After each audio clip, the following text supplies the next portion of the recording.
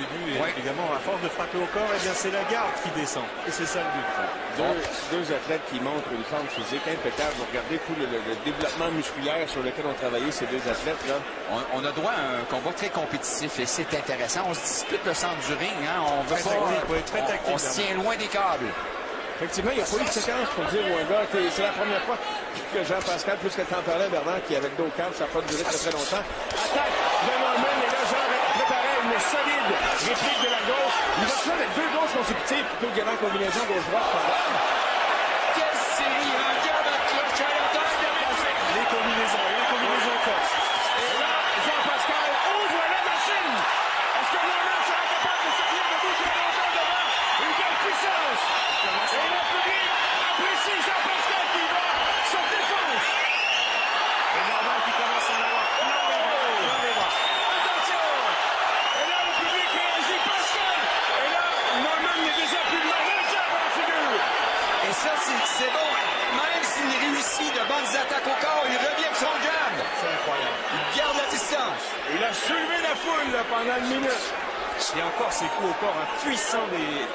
Et là, voyons la suite avec Norman. C'est ça qui nous intéresse. Parce que là, Jean-Pascal, le combat vient de commencer pour lui. Là. Et Norman, lui, il dit c'est à mon tour, mais il n'a pas les mêmes outils que Jean. Exactement. Et là, Jean encaisse. Semble presque s'amuser. C'est incroyable. Il sort un coin de la tête. Il fait tourner les yeux pour les gens qui le voient en voulant dire, voyons donc. Et là, Norman va peut-être vouloir se fâcher, mais... Ouais, Norman, il va de quelques minutes. Jean-Pascal s'amuse, là. Et il se moque presque de son adversaire. En tout cas, on sent... L'uppercut de la main avant. Quelle autorité, quelle frappe avec autorité de la part de Jean-Pascal. Et Norman qui se demande bien qu'est-ce qui est en train de m'arriver. Il est toujours là, cependant, sur Norman, et c'est lui qui lance les jabs. On l'a dit, Mario, hein, deux boxeurs bien préparés. Un coup, une gauche au corps de la part de Jean-Pascal. Beaucoup de travail au corps. Mais ce qui a été admirable, ce qui a soulevé la foule, c'est de le voir se déchaîner comme ça, de se lancer en combinaison. À la tête, au corps, combinaison, une vraie mitraillette. Hein. On peut voir que Norman est un boxeur solide. Hein? Il a été mitraillé, comme tu l'as bien dit, mais il est encore là. Oui. Il a encore ses chances.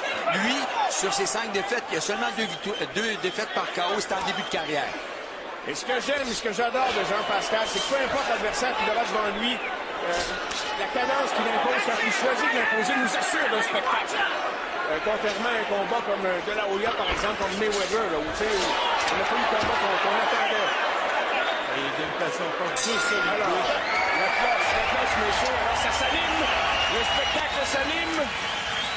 Et revoyons, messieurs, là, la séquence qui a soulevé la foule. Je crois que c'est celle-là. Alors, déjà un premier travail au corps, la garde qui descend. Et là, ça y est, il va commencer sans doute à enchaîner. Et voilà, il est parti. Combinaison au corps.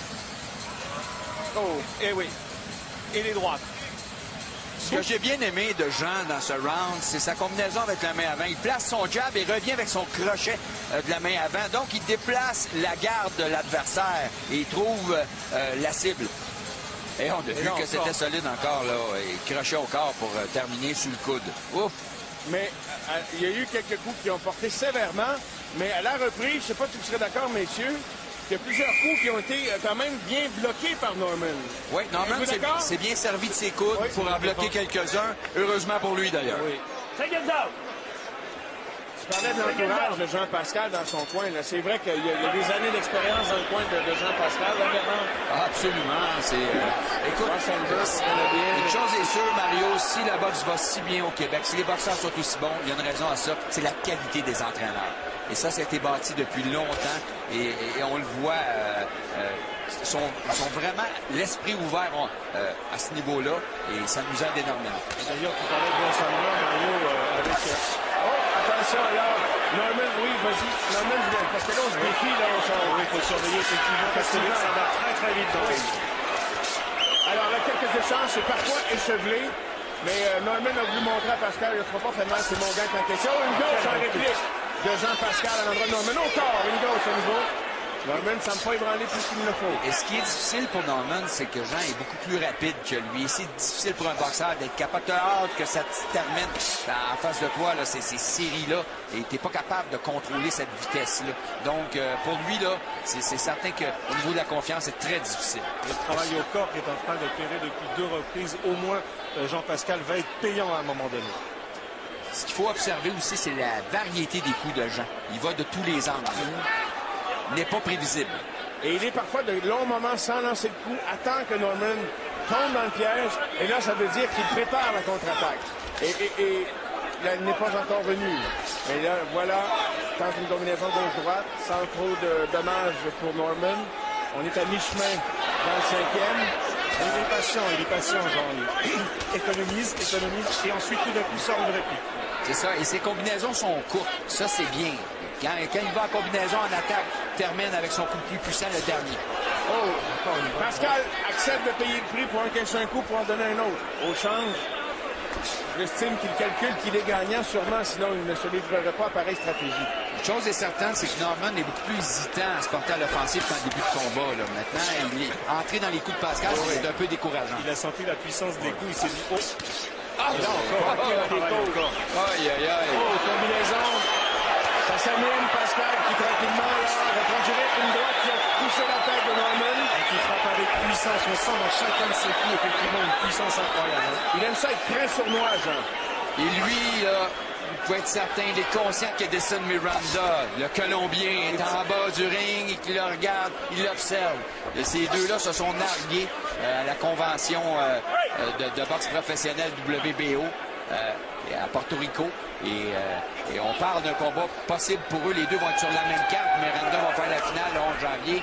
On parle déjà d'un affrontement possible, ce qui serait un affrontement très explosif entre ces deux boxeurs de qualité. Dans les derniers moments du 5e, messieurs, nous allons quitter pour la pause. Et on verra la carte de pointage de M. Jutra. On vous revient à l'antenne de Radio-Canada en direct du Centre Bell dans un instant. Alors, nous voilà un coup d'œil à la carte de pointage de Guy Jutra.